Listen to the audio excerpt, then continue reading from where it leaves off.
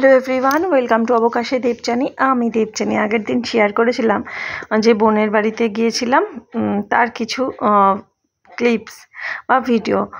তো আজকে বাকিটুকু ভাবছি শেয়ার করব। খুব বেশি নেই, আর ওইটার সাথে যদি এটা জুড়তাম তাহলে অনেকটা বড় হয়ে যেত। তো তাই জন্য ওটার সাথে আর এটা জুড়ি নিয়ে আলাদা করেই আজকে দিলাম। তো ওই ভিডিওটা দিতে একদিন দুদিন লেট হয়ে গেল, কারণ পরপর ভিডিও দেওয়া হচ্ছে না। ভিডিওটা এডিট করা থাকলে হয়ে যেত।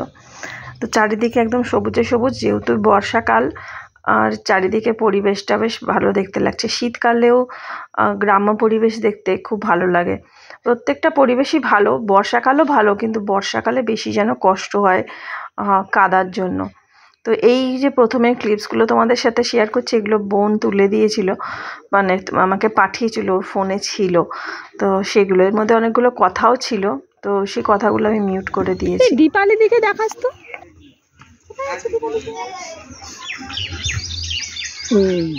কোথায় গেল রাহুল? কোথায় গেল? ও হ্যাঁ, আর বড়টা ও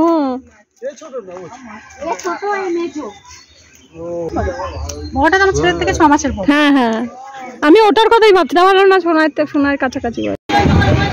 এটা হচ্ছে লাস্ট ব্যাচে খাওয়া হচ্ছে বাড়ির বউদের।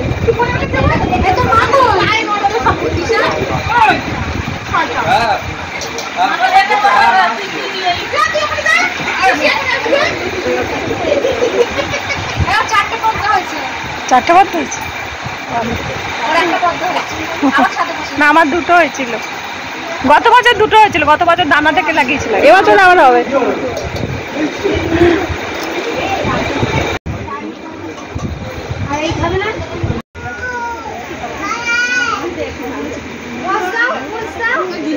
না না, ভিডিও চালিয়ে দিয়েছি।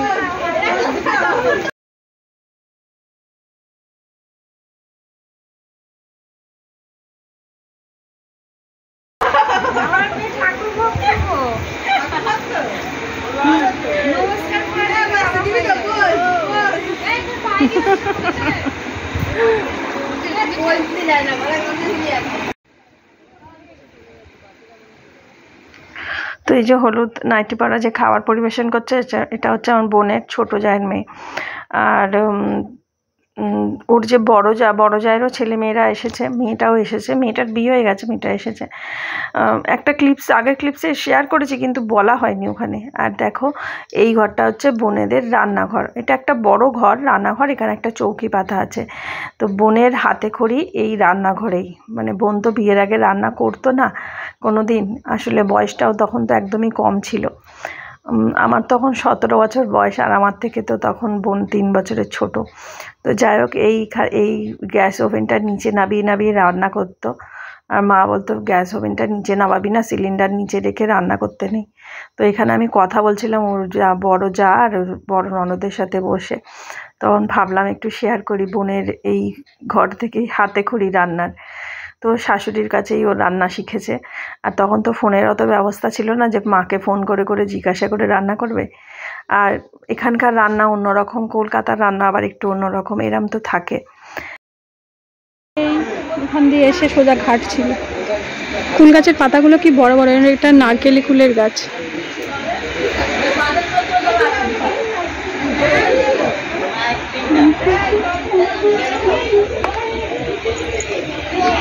তারা আবার ওখানে আছে।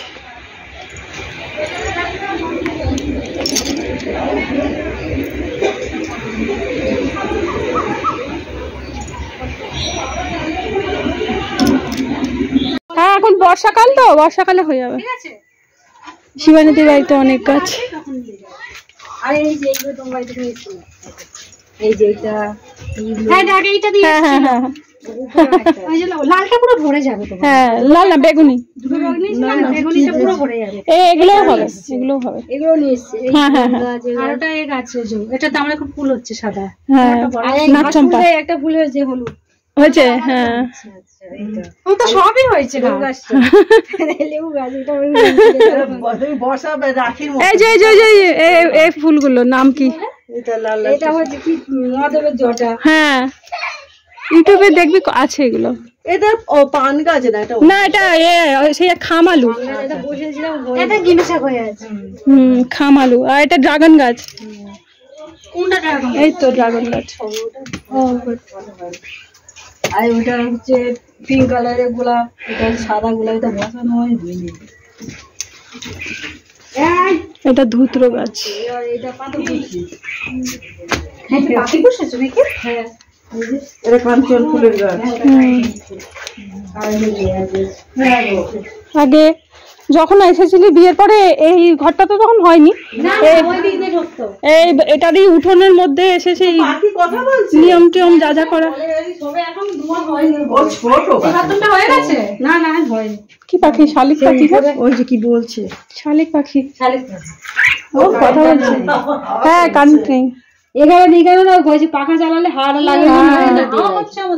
এ পুরো মানুষের মতো কথা বলে। ভালোবাসা দেখতো বর্দি বলে এসে শিবানীদের ঘরটা ছিল। হ্যাঁ আর ছিল আর তোর বিয়ের পরে যখন আসলি সেই ওই আচার অনুষ্ঠান যা করার এই সামনেটা আমরা আবার রাস্তার মাঝে এখানে উনুন করা আছে। এখানে কোনো ঘর ছিল বলছিল আমার অনেক গোলা ছিল। আচ্ছা উপরে চলো চলো অপর ঘর হচ্ছে ভালো। ওপরে ঘরে ও ছাদে অনেক গাছ লাগিয়েছে। এইগুলো হচ্ছে সব পাতাবাড়ি গাছ। হ্যাঁ হ্যাঁ টাইমে গেল বলো, কারি পাতা, জবা গাছ। ওইটা পদ্ম ফুল। ওরা মানে কুর্তি করবে। হ্যাঁ হ্যাঁ হ্যাঁ, কুর্তি হবে। আর ওই সিলিংটা করার জন্য এই তো কুড়ি এসে গেছে পদ্মর। এই তো পদ্মর কুড়ি এসছে। দানাগুলো হয়ে গেল আবার রেখে দেবে। এই একটা হয়েছিল দানা, আবার এই দুটো ফুল। আমার বাড়িতে এখন জানি না কি অবস্থায় আছে। পদ্ম ফুল হয়েছে। হ্যাঁ তো চারটে হয়েছিল না, একটা হয়ে মারা গেছে একটা, আর এই দুটো স্ট্যান্ডিংলি ফুটলেই পদ্ম ফুল আসবে। এই দাঁড়ানো পাতাগুলো। এটা কি হবে?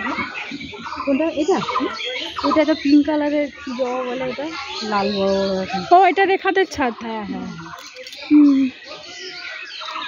দুই রেখা। সেই বসে আছে সব, সেই বসে আছে সেই জো।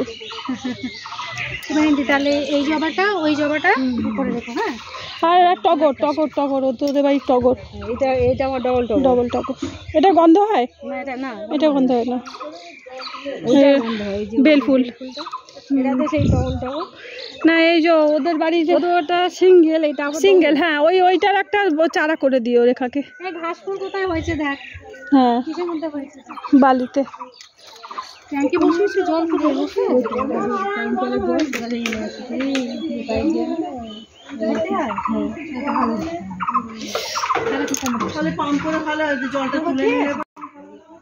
লিপস্টিক সব উঠে গেছে। বেশি নেই, অল্প আছে। জলে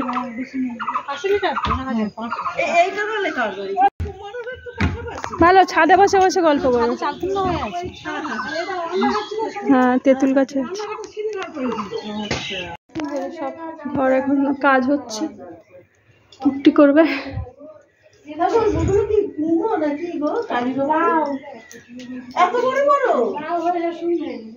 শুকনো হয়ে গেছে। কৃষ্ণা তুলসী বলে ওই ঘাস ফুল গাছ কত হয়ে আছে, দানা পড়ে আর হয়ে যায়। তোরও তো ছাদে হয়ে আছে কত, হলুদ আছে। রেখারও ছাদ। ওখান থেকে তো সব যে কটা নিয়েছি সব কটাই একটা এটাও নিয়েছি। হ্যাঁ ছোট ছোট জোয়ান গাছটা, জোয়ান গাছের নিচে বসেছিলাম। তাই ওটা কিন্তু জোয়ান গাছ না বোধহয়, শুধু জোয়ানের মতো। অরিজিনাল জোয়ান গাছ হচ্ছে ধনে পাতা টাইপেরই পাতা হয়, ওটার পাতাতেও গন্ধ হয়। জোয়ান গাছ তো হয়েছিল তো। কাঁচা যে আমরা যে জল এমনি যে জল খাই, এটা কি জল জোয়ান বলে। ওখানে অনেক অ্যালোভেরা হয়েছে।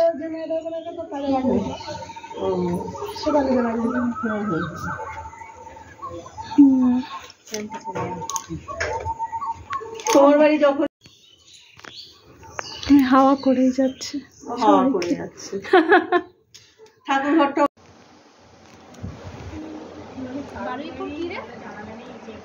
পদ্মপুকুর মোড় লিখতে হবে। হ্যাঁ পদ্মপুকুর লিখছি।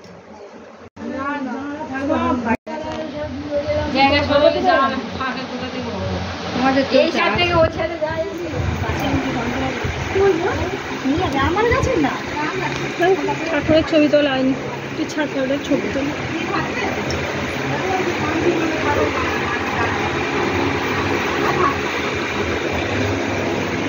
আবার কবে আসবে তো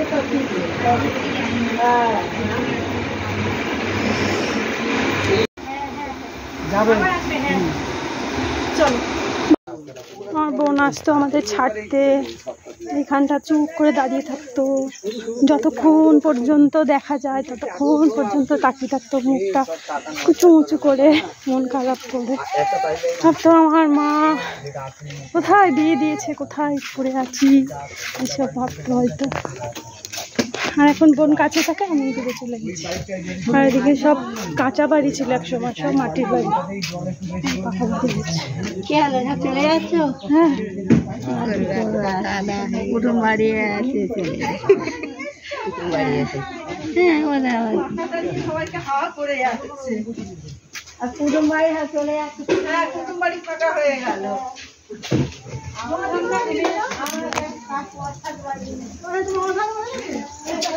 এখানে টিউবওয়েলটা ছিল না, একটা জল তোলা হতো, কোনটা রে? এইটা না? হ্যাঁ হ্যাঁ হ্যাঁ, এখানে একটা টিউবওয়েল ছিল, আমার বোন জল নিতে আসতো। কত কাণ্ড, কত কথা, কত গল্প সব জমে আছে।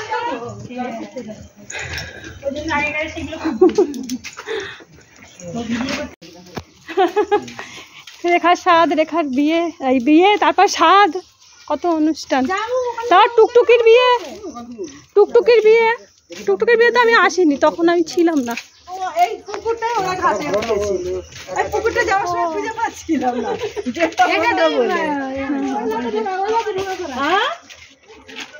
তোর সাথে তো দেখাই হলো না, চলে যাচ্ছি।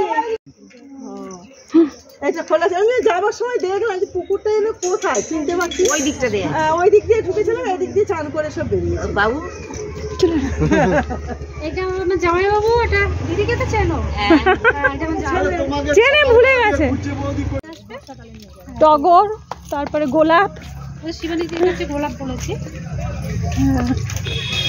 তারপরে কি জানো, জবা, জবা। এখন না, কালকে যাবো। কালকে যাবো, দেখো গো, সাইড দিয়ে চলো। তুমি তাড়াতাড়ি ওঠো না, দিদিকে বলে রাখো না, দিদি ঠিক যাবে। তুমি পোস্টকারি বাড়ি যাবে আজকে, কালকে সকালে আমাকে বাইকে করে নিয়ে যাবো। সবাই ছাড়তে এসেছে, দেখো সবাই ছাড়তে এসেছে।